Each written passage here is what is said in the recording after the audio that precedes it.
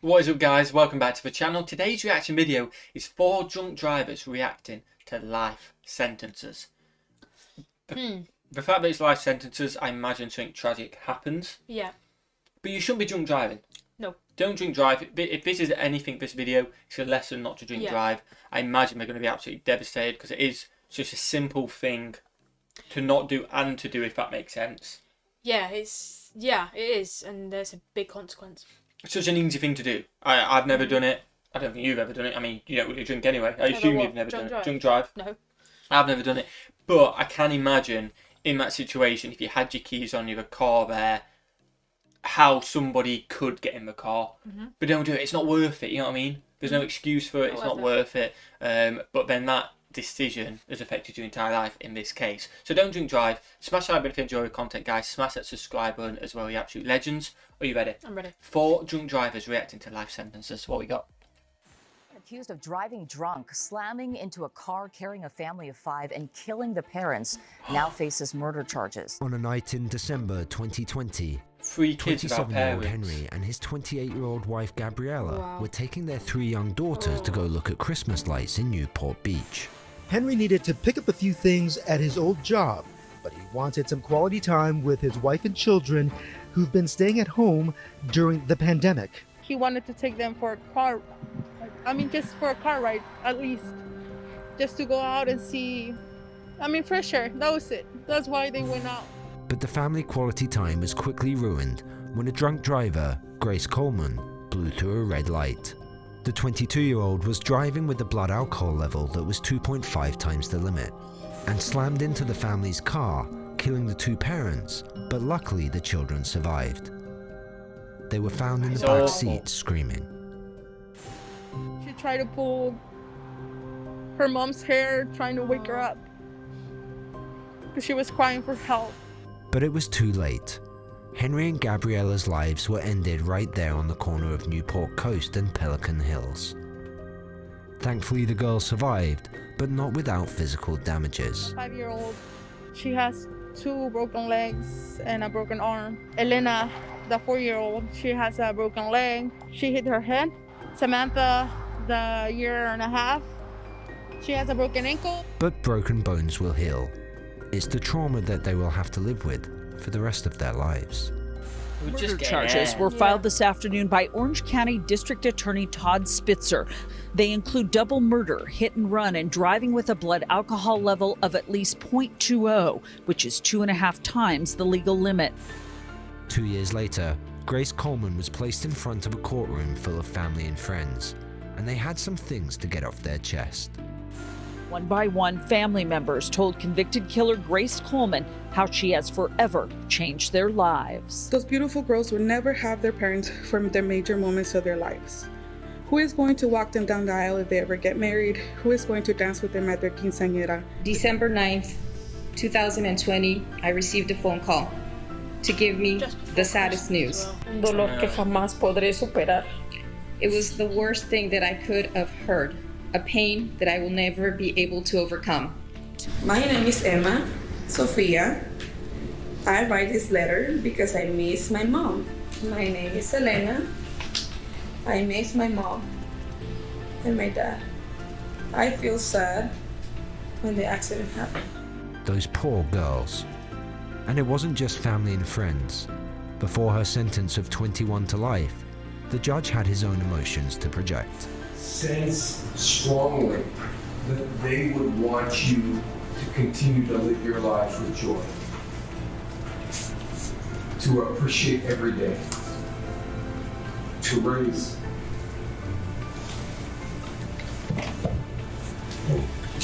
those precious girls. I'm sorry. It's hard, isn't it? You can hear the emotion in everyone's voices, not least the judge. It's horrifying how quickly 3 children can become orphans. This is a glimpse into the damage caused by our next suspect's anything poor... to just show It's not worth it. No, it's not. Because the thing is, it's not just your life you put at risk; it's other people's. Yeah. If you want to be an 20 quid for a idiot and taxi? waste your own life, then that's like your decision. But Exactly. you have no right to take other people's. No right, and at the end of the day, it will never happen to me. Well, this person probably thought it will never happen to them. You know what I mean? Just don't risk it. That is all. That's an awful story, isn't it? It's so sad. Choices. But choices aside, there are many faults that led up to this moment. Wow. Multiple bars, multiple priors, multiple decisions made by many parties that led to this life-taking moment. Who's to take the blame? In September of 2018, Denver witnessed yet another drinking and driving crash that took yet another young life. But if certain choices had been made prior to the morning of the 30th, I think we will all agree that then 25-year-old Angela Wimmer would have been alive to live out her life's dreams. Okay. That morning, 47-year-old Todd Krasinski woke up, put on his Green Bay Packers jersey, and went out to indulge in some football and drinking. Nothing wrong with By that. 12:39 p.m., Todd had left the third bar and had drank a total of 16 drinks. So problem number one, why didn't any of the bartenders see that he was already drunk? Why Drunk didn't a he lot. call authorities knowing he was driving? He then got into his landscaping truck. Now back to Angela. She was driving her new Mazda home from church when she stopped at a red light on Copex and Kipling, and it was at this very moment, hitting her at 60 miles per hour, sending her into a 44 mile per hour slide, hitting 3 other vehicles. Around Memphis, Texas, when we got the call that there'd been an accident, and she was a critical. They said the policeman said that she had been in a car accident, and that she was in surgery, and she was having brain surgery. And he said that that she had passed away. So that was the most horrible. I think that's the worst thing that has ever happened to me in my entire life. How do you While hear that phone EMTs call? were fighting to save Angela's life, Todd wasn't trying to stick around. Putting the car in reverse and gunning it, so the whole back tires were just spinning at an extremely high rate of speed. He wanted out of there, and he would, when I was like, "You've got to put it into park," and he'd just shake his head, "Nope." Todd Krasinski was still wearing his Packers jersey when his latest mugshot was snapped, charged with 15 separate counts, including first-degree murder. His blood alcohol level more than 4 times the legal limit an hour after the crash, court records show, and still more than 3 times the legal limit 2 hours later. But this wasn't his first offense. He actually had a significant rap sheet. Todd Krasinski was accumulating arrests and mugshots, busted 15 times over 2 decades, 6 of them for driving under the influence, 2 DUIs in 2000, another in 2001, 2 in 2003, Just don't do it. and 1 more in 2007. It's not difficult, is it? Krasinski would be accused of driving drunk for the 7th time last September 30th.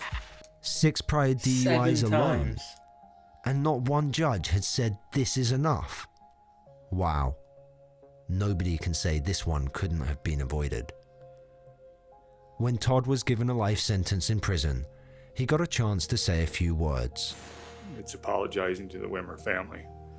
I am so remorseful and so sorry that I did what I did. I woke up in a hospital room, looking at a TV, watching the news in the morning to see what I had done. That is how I found out when I did what I did. I do not feel that I am a victim. The victim has passed away because of my ignorance, and I am so truly sorry to the family, to everybody else affected, to Miss Martinez, and I am so sorry for how much I'm hurting you, and I hope you heal fast in every way. I have struggled with alcoholism my whole life.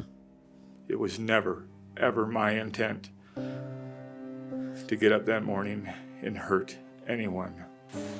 Whether I live 30, 40, 50 years behind walls, I won't let this moment fade like I did my other DUIs. I will let this sting, and I will turn it into everything I can do to honor Angela Wimmer in some sort of way. At least he knew where he was at fault, and he will pay for it with the rest of his life. But who do you think could have helped avoid the death of another young human?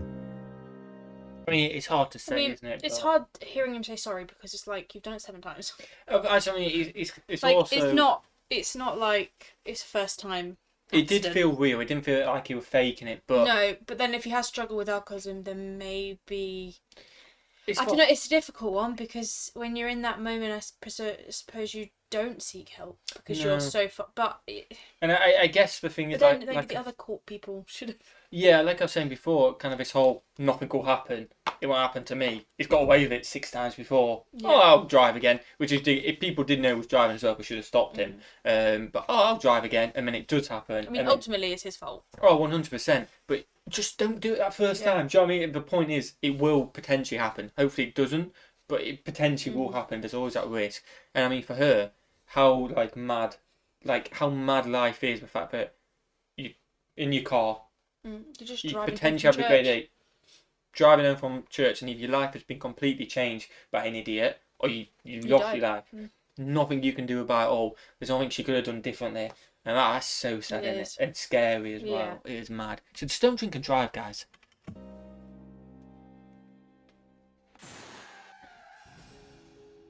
Keaton Tillett, Anthony Victor, Darian Douglas, Alexis Cheney, and Anthony Martin all died when 21-year-old drunk driver Tanner Dasher decided to turn his SUV into an uncontrollable wrecking ball. November of 2018, just after Thanksgiving, Tanner was doing some heavy drinking at the On the Edge Tavern. In 2 civil lawsuits, attorney John Phillips claims On the Edge Bar and Grill and its staff overserved Tanner Dashner, didn't stop him from getting into his car while knowing he was intoxicated, and did not stop him from taking alcohol with him out of the bar. Phillips says Dashner, while at the bar, posted this picture to Snapchat with the caption, "Sloshed." And get this. On the Edge Tavern was also connected to another case where a 19-year-old was overserved, allowed to leave without question, and then crashed, killing Claudia Bradley, who had just become a mother. We'll tie this up soon. But let us know what you think in the comments. I feel like, obviously, as a bartender, you've got responsibility. Yeah, I feel like we're putting a bit of blame on the bar, though, and not the person that's actually got in the car and done it. Unless they've said, I'm going to drive, how do you have to watch everyone to make sure? Do you know what I mean? Yeah, and how do you know, like, over-serving people? Because you could be serving different people the whole night. And definitely, no. There's multiple bar staff. It's an interesting one because someone who I work with recently actually got rejected at the bar, and he was absolutely sober. And then he was quite annoyed, but then I guess at least they're doing the job, aren't they? If they think. But it's a tough one, that, isn't it? Yeah, but I feel like the blame should always be on the person. Yeah, I think it's kind of just hinting that they could have potentially stopped it. But also, if he gets in the car and they say don't get in the car and they ring the police, he can still get in the car and go. Yeah, and how did the bartender never get in the car? Yeah. If he's just walked out the door, do you know what I mean? Yeah. I think the getting in the car thing, letting them get in the car. Well, how do you know? Yeah. It's a bit. And if you're inside the bar, you don't know what they're doing. You're not going to follow everybody out to see where they're going, are you? Definitely. Obviously, you do have a responsibility if they are absolutely quote unquote sloshed. Yeah. Just don't serve them. Yeah. Back to the night of the accident. So Tanner was speeding down South 25th Street.